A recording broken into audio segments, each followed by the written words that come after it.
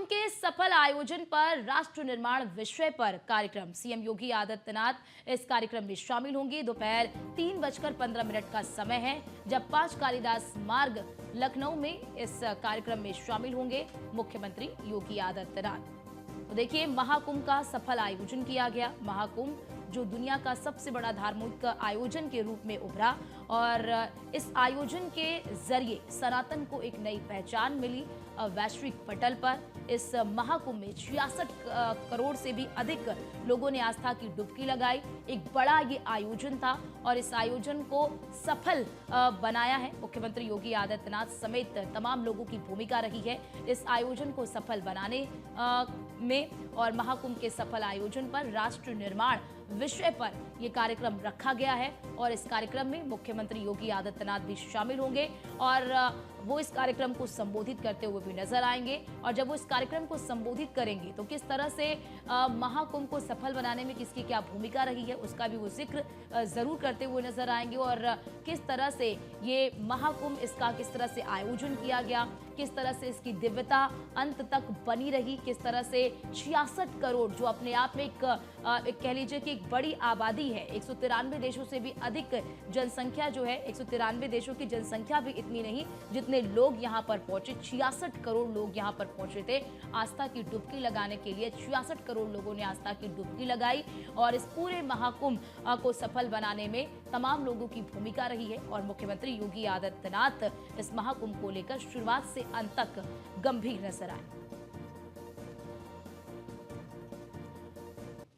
और हमारे साथ हमारे संवाददाता पंकज मंडल लखनऊ से लगातार हमारे साथ लाइव बने हुए हैं। पंकज, देखिए, ये महाकुंभ महा आयोजन दुनिया का सबसे बड़ा धार्मिक आयोजन बनकर उभरा और ऐसे में ये आयोजन सफल रहा। आज इसको लेकर कहाँ कार्यक्रम है?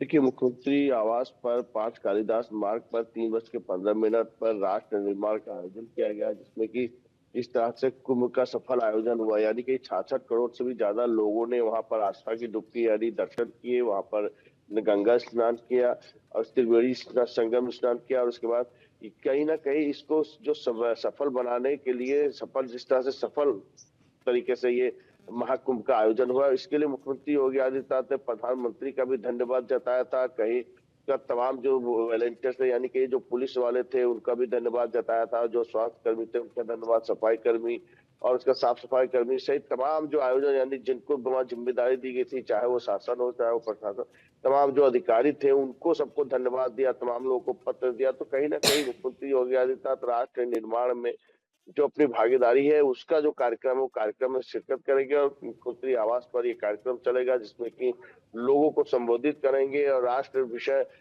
निर्माण विषय पर चर्चा होगी। और इस तरह से कहीं ना कहीं देखा जा सकता है कि भारत में सबसे पहला आयोजन ऐसा हुआ जो सनातन धर्म का जो सबसे बड़ा और सबसे सक्सेस यानी कि सफल आयोजन रहा, जिसमें कि 66 करोड़ से भी ज्यादा लोग आए और उन्होंने त्रिवेणी संगम में स्नान किया। यही वजह है कि जिस तरह से इसमें 7,000 करोड़ के लागत से इसका शुरुआत खर्चा किया गया था, लेकिन कई हजार करोड़ का इसमें सरकार को कहीं ना कहीं इसका बहुत अच्छा लाभ मिला। यानी कि उत्तर प्रदेश के खजाने में बहुत बड़ी यानी कि बहुत फायदा भी हुआ और कहीं ना कहीं जो सनातन धर्म से जुड़े हुए लोग हैं उनको भी आस्था की डुबकी लगाने का एक मौका मिला है। जी, कहीं ना कहीं देखा जा रहा है कि सफल आयोजन के लिए मुख्यमंत्री योगी आदित्यनाथ राष्ट्र निर्माण का जो कार्यक्रम है उसमें वो मुख्यमंत्री बिल्कुल, आवास पर की देखिए जाएगी, पंकज, जिसमें ये धार्मिक आयोजन रहा। आपने भी जिक्र किया कि इस धार्मिक आयोजन से राष्ट्र निर्माण को जोड़ना ये अपने आप में बड़ी बात होती है, क्योंकि देखिए मुख्यमंत्री योगी आदित्यनाथ ने भी जब समापन समारोह में कार्यक्रम को संबोधित किया था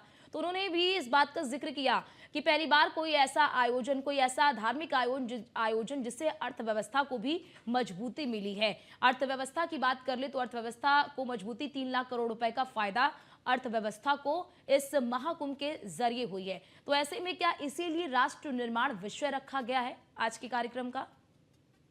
नहीं, देखिए, राष्ट्र निर्माण कहीं ना कहीं देखा जा सकता है कि जिस तरह से कहिए कि जो सनातन धर्म से जुड़े यानी कहीं कि कहीं ना कहीं इस कार्यक्रम के जरिए तमाम ऐसे लोग हैं, 66 करोड़ जब लोग देश से विदेश से तमाम प्रदेश से यानी कहिए कि पूरे देश से लोग आए थे, तो कहीं ना कहीं लोगों को एक तार में एक पिरों में जोड़ने का भी बहुत बड़ा काम किया है सनातन धर्म में।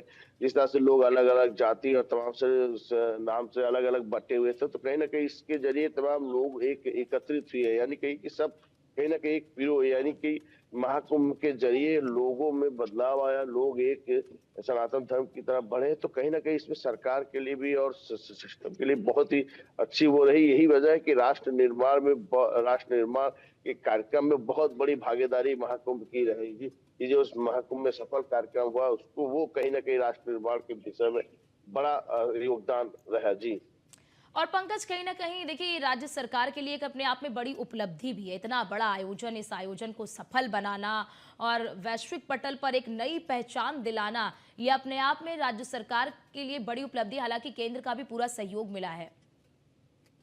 जी बिल्कुल, कहीं ना कहीं आपको बता चुके हैं कि मुख्यमंत्री योगी आदित्यनाथ ने प्रधानमंत्री का भी धन्यवाद किया है और साथ में तमाम जो मंत्रीगण थे उनका भी धन्यवाद किया। और लगातार मुख्यमंत्री योगी आदित्यनाथ इसमें नजर बनाए हुए थे, पल पल का अपडेट ले रहे थे। मुख्यमंत्री योगी आदित्यनाथ जब जिस टाइम स्नान होना होता था, उस टाइम वो खुद ही रात भर जग के उसमें पूरी मॉनिटरिंग करते थे और वीडियो कॉन्फ्रेंस के जरिए सभी से बातचीत करते। तो कहीं ना कहीं जिस तरह से सफल कार्यक्रम हुआ है, यानी कि 66 करोड़ से भी ज्यादा लोगों ने यहाँ आस्था की डुबकी लगाई है, लोग यहाँ पर पहुंचे।